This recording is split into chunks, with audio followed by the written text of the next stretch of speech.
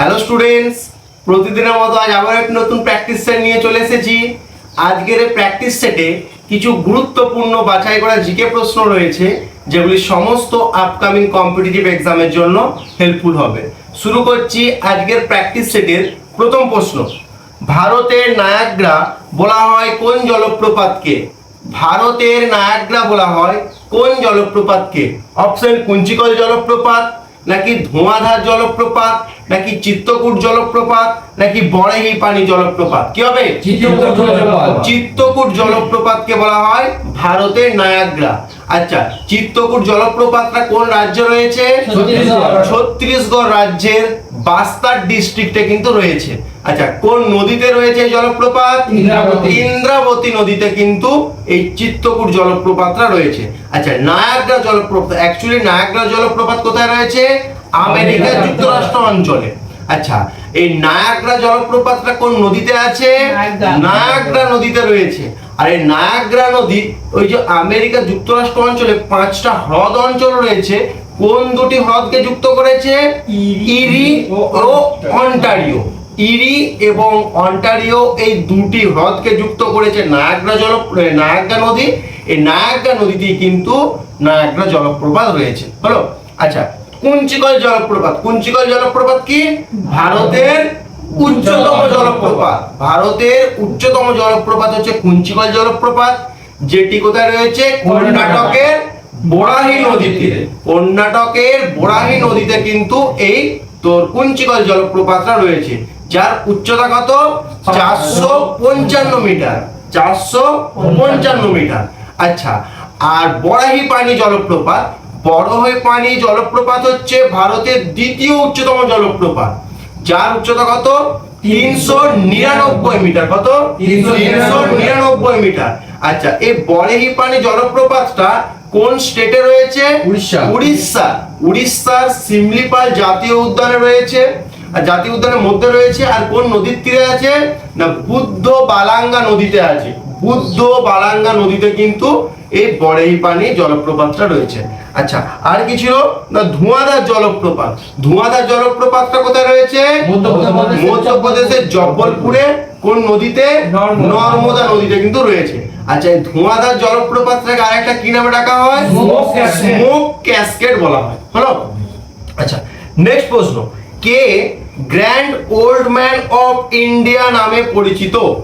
K grand old man of India নামে পরিচিত? Option বলছে বাল গঙ্গাধর তিলক, নাকি দাদাভাই নৌরাজি, নাকি বিপিন চন্দ্র পাল, নাকি লালা লাজপত রায়? কি হবে? দাদাভাই নৌরোজি কিন্তু ভারতের grand old man of India. এছাড়া ভারতের গ্ল্যাডস্টোন, যদি বলা হয় ভারতের গ্ল্যাডস্টোন কাকে বলা হয়? দাদাভাই নৌরোজি। যদি বলা হয় grand old man of India কাকে বলা হয়? এই দাদাভাই নৌরোজিকে বলা হয়ে থাকে। আচ্ছা, দাদাভাই নৌরোজি কিন্তু জাতীয় কংগ্রেসের কতবার সভাপতি হিসেবে নির্বাচিত হয়েছিল? 3বার। জাতীয় কংগ্রেসের 3বার কিন্তু সে সভাপতি হিসাবে কিন্তু নির্বাচিত হয়েছিল। আচ্ছা, এই দাদাভাই নৌরোজি হচ্ছে প্রথম ভারতীয় ব্যক্তি যিনি কি ব্রিটিশ পার্লামেন্টের কিন্তু সদস্য হয়েছিল। আচ্ছা, কোন পার্টির থেকে সদস্য হয়েছিল? লিবারেল পার্টির কিন্তু সদস্য ছিল সে। আচ্ছা, এই দাদাভাই নৌরোজি, এই ইংরেজরা অর্থাৎ ব্রিটিশরা যে ভারতের সম্পত্তি বা সম্পদগুলো লুট করে নিয়ে চলে যাচ্ছে, এর জন্য তিনি একটা তত্ত্ব দিয়েছে। তত্ত্বটার নাম কি? Drain of wealth theory. Drain of wealth theory. তাহলে পরীক্ষায় প্রশ্ন আসতে পারে, ড্রেন অফ ওয়েলথ থিওরিটি কার? দাদাভাই নৌরোজি। আচ্ছা, এই তত্ত্বটা কোন বইয়েতে দেওয়া রয়েছে? না, poverty and un-British rule in India. তাহলে দাদাভাই নৌরোজির লেখা বই একটি, poverty and un-British rule in India. সেই গ্রন্থেতেই কিন্তু এই ড্রেন অফ ওয়েলথ থিওরিটা রয়েছে। হলো। আচ্ছা, আর কি ছিল? না, বাল গঙ্গাধর তিলক। বাল গঙ্গাধর তিলককে আমরা কি জানি? লোকমান্য। লোকমান্য বললে বাল গঙ্গাধর তিলক, আর যখনই মহামান্য বলে দিবে মদন মোহন মালব্য। মহামান্য মদন মোহন মালব্য, আর লোকমান্য কি? বাল গঙ্গাধর তিলক। আচ্ছা, বাল গঙ্গাধর তিলককে কি বলা হয় থাকে? ভারতের অস্থিরতার জনক। ভারতের অস্থিরতার জন্য কাকে বলা হয়? বাল গঙ্গাধর তিলককে। আচ্ছা, আর যেদিন অসহযোগ আন্দোলনের কর্মসূচি গ্রহণ করা হয়েছিল সেদিন ভোরবেলাতেই কিন্তু তোর বাল গঙ্গাধর তিলক মারা যায়। হলো? আচ্ছা, বিপিন চন্দ্র পাল, বিপিন চন্দ্র পালকে কি বলবো? ভারতের বিপ্লবী চিন্তাধারার জনক। ভারতের বিপ্লবী চিন্তাধারার জনককে বিপিন চন্দ্র পাল, আর ভারতের অস্থিরতার জনককে বাল গঙ্গাধর তিলক। আচ্ছা, আর আছে লালা লাজপত রায়। লালা লাজপত রায়কে কি বলা হয়? পাঞ্জাব কেশরী বলা হয়। হলো? তাহলে grand old man of India বলা হয় দাদাভাই নওরোজি, এছাড়া ভারতের গ্ল্যাডস্টোন বলা হয় তাকে। আচ্ছা, প্রশ্নটা যদি grand old man of India না বলে grand old lady of India বলা হতো তখন কি হয়ে যেত আনসার? অরুণা আসফ আলী। অরুণা আসফ আলী কিন্তু ভারতের grand old lady of India. হলো? আচ্ছা, এই অরুণা আসফ আলী কোন আন্দোলনের নেতৃত্ব দিয়েছিল? ভারত ছাড়ো আন্দোলন। যখন ভারত ছাড়ো আন্দোলন কত 1942 সালে 8ই আগস্ট ঘোষণা করা হলো, তার পরের দিন ভোরবেলায় কিন্তু সমস্ত জাতীয় কংগ্রেসের শীর্ষস্থানীয় নেতৃত্বকে অ্যারেস্ট করে নিল। সেই সময় কিন্তু অরুণা আসফ আলী কিন্তু ভারত ছাড়ো আন্দোলনের নেতৃত্ব দিয়েছিল। হলো? আচ্ছা, নেক্সট প্রশ্ন, লাল বর্ণের বস্তুর ওপর সবুজ আলো পড়লে সেই বস্তুটির বর্ণ কি হবে? বলছে লাল বর্ণের একটু বস্তু রয়েছে, তারপর সবুজ আলো ফেলা হচ্ছে, তাহলে বস্তুটির কালার কেমন হবে? অপশন বলছে লাল, নাকি সবুজ, নাকি সাদা, নাকি কালো। কি হবে? কালো হবে। আচ্ছা, বিষয়টা একটু দেখে নিন। আচ্ছা, কোন বর্ণের ওপর, কোন বর্ণের বস্তুর ওপর সেই বর্ণ ছাড়া অন্য কোন বর্ণের যদি আলো এসে পড়ে তাহলে সেই বর্ণের আলোটাকে কিন্তু ওই ভিন্ন বর্ণের যে বস্তুটা রয়েছে সে কি করবে? শোষণ করে নেবে। শোষণ করে নিয়ে কোনো আলো প্রতিফলন করবে না, ফলে কি বস্তুটাকে কালো দেখাবে। তাই বলছে দেখ, লাল বর্ণের একটি বস্তু আর আলোটা আসছে কি সবুজ বর্ণের, তাহলে ভিন্ন দুটি বর্ণ, তাহলে কি হবে? ওই লাল বর্ণের বস্তুটা সবুজ বর্ণর আলোটাকে কি করবে? শোষণ করে নেবে, তাই কালো হয়ে যাবে। আচ্ছা, যদি লাল বর্ণের বস্তুর উপর লাল বর্ণের আলো পড়তো তখন কি হতো? লাল হবে। অর্থাৎ কি কোন বর্ণের বস্তুর ওপর যদি সেই বর্ণেরই শুধুমাত্র আলো আসে তখন আমরা সেই বর্ণটাকেই দেখতে পাবো, অর্থাৎ সেই বর্ণটাকে প্রতিফলিত করবে। আর যদি কোনো একটি বর্ণের বস্তু রয়েছে তার উপর ভিন্ন কোনো বর্ণের একটা আলো আসে তখন কি হবে? ওই ভিন্ন বর্ণের আলোটাকে ওই ভিন্ন বর্ণের বস্তুটা কি করবে? শোষণ করে নেবে, আর কোনো প্রকার আলো প্রতিফলন ঘটাবে না, অর্থাৎ কি বস্তুটাকে আমরা কালো দেখবো। হলো? আচ্ছা, এখানে লাল আর সবুজ না দিয়ে লাল হলুদ বলতে পারে। একটা লাল বর্ণের বস্তুর উপর হলুদ আলো পড়লে কি হবে? কালোই হবে। হলো? আচ্ছা, এখান থেকে কি জেনে নিই যে আলোর তোর লাইট গুলো তোর আচ্ছা প্রাথমিক বর্ণ কোনগুলি রয়েছে বা প্রাইমারি কালার কোনগুলি? আরজিবি, অর্থাৎ রেড, গ্রিন, ব্লু। এই তিনটি বর্ণকে বলা হয় প্রাথমিক বর্ণ বা প্রাইমারি কালার। অর্থাৎ এই তিনটে বর্ণকে যদি আমরা ঠিকঠাক অনুপাতে মেশাই তাহলে কিন্তু আমরা সাদা কালারটা তৈরি করতে পারবো। আচ্ছা, প্রাথমিক হলো। এবার সেকেন্ডারি কালার কাকে বলবো? না, ওই প্রাথমিক যে তিনটি বর্ণ রয়েছে তার মধ্য থেকে যে কোনো দুটি বর্ণ মেশানোর ফলে যে রংটা তৈরি হবে সেটাকে বলা হবে সেকেন্ডারি কালার। যেমন RGB। আচ্ছা, আর গ্রিন, অর্থাৎ রেড আর গ্রিন কে মেশালে কি বর্ণ পায় বলতো? ইয়েলো কালার পেয়ে যায়। তাহলে ইয়েলো কালারটা কি না তোর সেকেন্ডারি কালার একটা বা গৌণ কালার। আচ্ছা, তাহলে RGB। আচ্ছা, GRB, অর্থাৎ গ্রিন আর ব্লু কে মেশালে কোন কালার পাবো? না, সায়ান কালার পাবো, সায়ান কালারটা পাবো। আচ্ছা, আর আছে কি না রেড আর ব্লু, রেড আর ব্লু কালারকে মেশালে কি পাবো? ম্যাজেন্টা কালার পাবো। অর্থাৎ ইয়েলো, সায়ান, ম্যাজেন্টা এগুলো সব হচ্ছে সেকেন্ডারি কালারের কিন্তু এক্সাম্পল। হলো? আচ্ছা, নেক্সট প্রশ্ন, 1 ডিগ্রি অক্ষাংশের সমান আনুমানিক কত কিলোমিটার? অর্থাৎ 1 ডিগ্রি অক্ষাংশ সমান কত কিলোমিটারকে দূরত্বকে নির্দেশ করে? অপশন বলছে 121 কিমি, নাকি 111 কিমি, নাকি 221 কিমি, নাকি 231 কিমি। কি হবে? 111 কিমি। আচ্ছা, অক্ষাংশ কি না পৃথিবী পৃষ্ঠের কোনো একটি স্থান পৃথিবীর কেন্দ্রের সাপেক্ষে নিরক্ষরেখায় যত ডিগ্রি কোণ উৎপন্ন করবে তত ডিগ্রি হয়ে যাবে ওই স্থানের অক্ষাংশ। সেরকম পৃথিবী পৃষ্ঠে সমান অক্ষাংশ বিশিষ্ট স্থানগুলিকে যে কাল্পনিক রেখা দ্বারা যোগ করা হবে তাকে বলা হবে অক্ষরেখা। এরকম পৃথিবীতে মোট অক্ষরেখা রয়েছে 179টি। হলো? আচ্ছা, এবার দ্রাঘিমা রেখা কি না পৃথিবীর কেন্দ্রে পৃথিবী পৃষ্ঠের কোনো একটি স্থান মূলমধ্য রেখার সাপেক্ষে যত ডিগ্রি কোণ উৎপন্ন করে তাকে বলা হয় ওই স্থানের দ্রাঘিমাংশ। পৃথিবী পৃষ্ঠে সমান দ্রাঘিমাংশ বিশিষ্ট স্থানগুলিকে যে কাল্পনিক রেখা দ্বারা যোগ করা হয় তাকে বলা হবে দ্রাঘিমা রেখা, তাকে বলা হবে দ্রাঘিমা রেখা। আচ্ছা, এরকম দ্রাঘিমা রেখা কয়টি রয়েছে পৃথিবীতে? 360টি রয়েছে। আচ্ছা, দ্রাঘিমা রেখাগুলো কি না উত্তর থেকে দক্ষিণে বিস্তৃত, অর্থাৎ এরকম লম্বালম্বি দাঁড়িয়ে রয়েছে। আর অক্ষরেখাগুলো কি পূর্ব থেকে পশ্চিমে কিন্তু বিস্তৃত।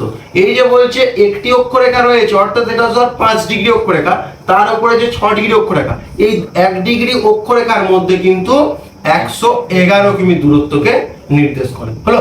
আচ্ছা, বলতো যে পৃথিবীতে যে অক্ষরেখা রয়েছে তার মধ্যে সর্ববৃহৎ অক্ষরেখা কোনটি? নিরক্ষরেখা হচ্ছে কিন্তু সর্ববৃহৎ অক্ষরেখা। আচ্ছা, নিরক্ষরেখা অক্ষরেখাগুলো কিন্তু কি হয়? পূর্ণবৃত্ত, আর দ্রাঘিমা রেখাগুলো কি? অর্ধবৃত্ত। হলো? আচ্ছা, নেক্সট প্রশ্ন, থাইরক্সিন সংশ্লেষের জন্য কোন উপাদানটি প্রয়োজনীয়? থাইরক্সিন সংশ্লেষের জন্য কোন উপাদানটি প্রয়োজনীয়? অপশন বলছে জিঙ্ক, নাকি আয়রন, নাকি আয়োডিন, নাকি ম্যাঙ্গানিজ। কি হবে? আয়োডিন। আয়োডিন। আচ্ছা, থাইরক্সিন কি এক প্রকারের হরমোন যেটা থাইরয়েড গ্রন্থি থেকে ক্ষরিত হয়। আচ্ছা, এই থাইরক্সিন সংশ্লেষ করবার জন্য আয়োডিনের প্রয়োজন আছে। আচ্ছা, আয়োডিন আমরা কিসে পাই? খাদ্য লবণে পাওয়া যায় আয়োডিন। আচ্ছা, আয়োডিনের যদি আমাদের শরীরে কম বেশি হয় বা থাইরক্সিন হরমোনের যদি আমাদের শরীরে কম বেশি হয় তখন কিন্তু আমাদের শরীরে নানা রকম রোগ দেখা যায়।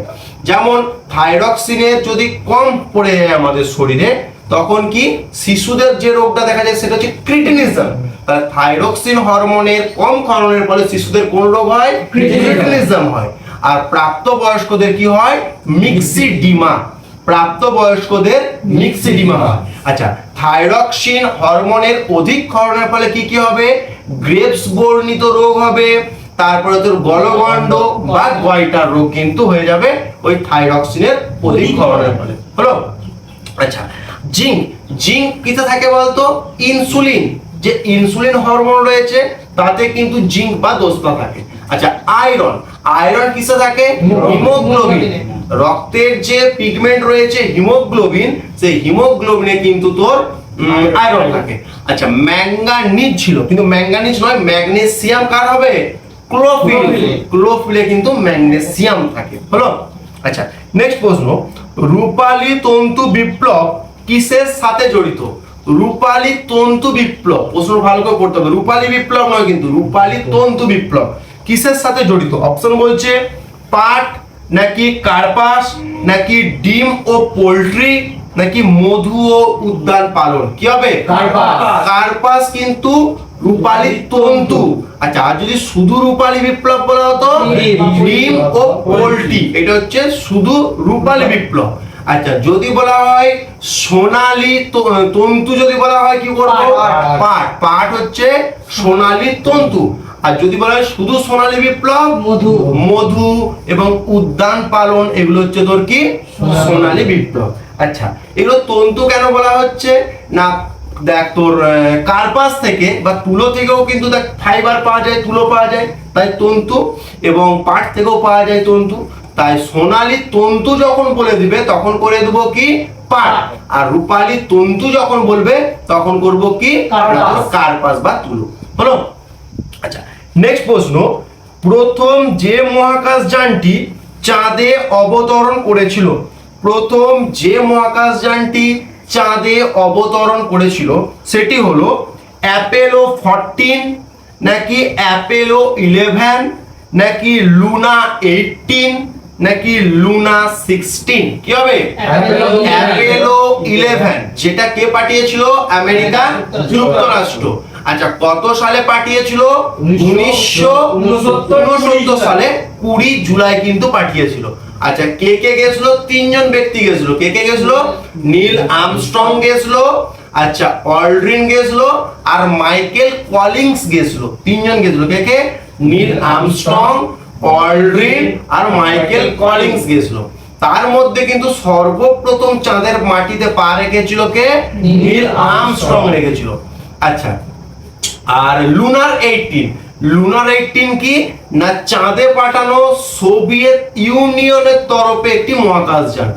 লুনার 18টি কারা পাঠিয়েছিল? Soviet union. আর অ্যাপোলো 11 কারা পাঠিয়েছিল? আমেরিকা যুক্তরাষ্ট্র। আচ্ছা, ভারত তো পিছিয়ে থাকার দেশ নয়। আচ্ছা, ভারত 3 নাম্বার যে চন্দ্রযান অভিযানটা সেটা সফল হয়েছে। আচ্ছা, এটা কত তারিখে এবং কত সালে উৎক্ষেপণ করা হয়েছিল?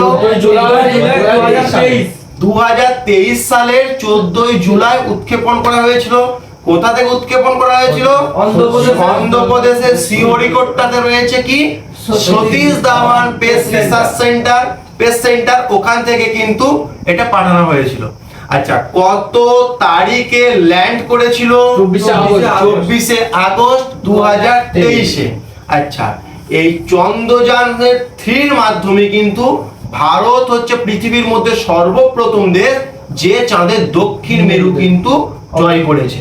আচ্ছা, এই যে চন্দ্রযান 3টা মিশনটা পাঠানো হয়েছিল, এই মিশনটার থিম কি ছিল?